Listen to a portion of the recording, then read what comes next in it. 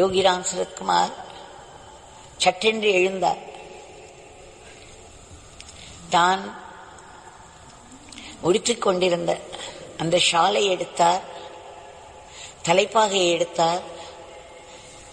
என்னை நீ எழுந்திரு என்று சொன்னார். பிறகு என் கைகளிலே அதை வைத்தார்.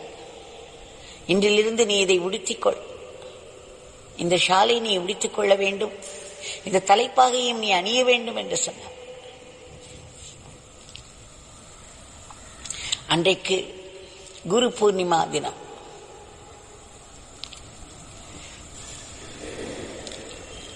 எனக்கு ஒரே பிரமிப்பாகிவிட்டது. அந்த புத்தகம் சுவாமி விவேகானந்தர் ரா கணபதி எழுதிய அந்த புத்தகத்தை படித்துக் கொண்டிருந்தேன். அதில் தான் இந்த காட்சி வருகிறது. அந்த புத்தகத்தை படிக்க ஆரம்பிக்கும்